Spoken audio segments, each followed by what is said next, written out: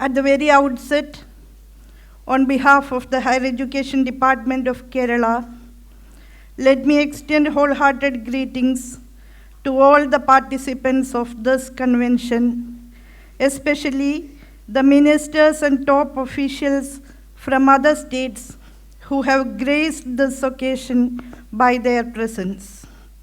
Let me take this opportunity to express our sincere gratitude to the participants from other states for expressing solidarity in a cause which has national relevance. As you all are aware, this convention is prompted by the draft UGC Regulations 2025, which contains certain provisions which demand close scrutiny and vigilant review, and we have certain apprehensions and serious reservations about their far-reaching implications. Some of the proposals put forward by the regulation are perceived as an immediate incursion on the federal structure of the country, and thus an attempt to undermine the principles underlying the Constitution of India. Some of the proposals we apprehend may create far-reaching consequences in the higher education sector by diluting academic quality and may adversely affect the capacity of the higher education institutions in delivering their responsibilities as expected from them. This convention is an expression of our response towards the potential dangers implicit in the draft regulations and a consolidation of our stand about the blatant disregard for constitutional values and federal principles from the part of the UGC and through that agency, the union government as well. This convention is part of an attempt to safeguard freedom and autonomy of the states in matters related to higher education.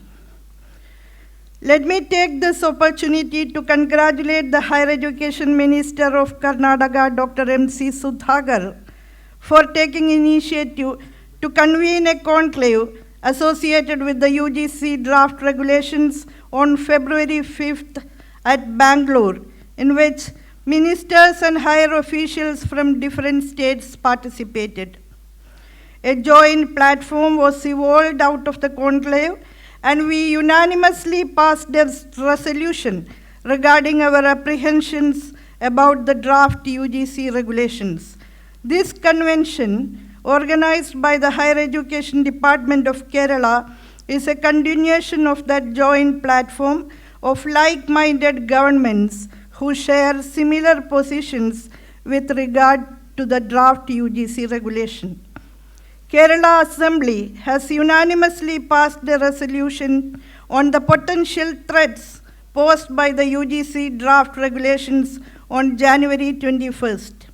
While considering that resolution presented by the Honorable CM of Kerala, leaders of all political parties expressed their grave concern over the possibilities of weakening of federal principles and academic quality through the implementation of these regulations.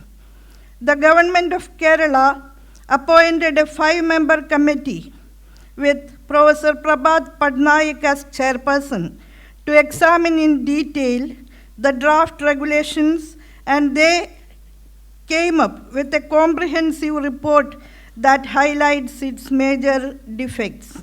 The most important insight of the committee is that the draft regulation seriously subverts the principles of the Indian Constitution.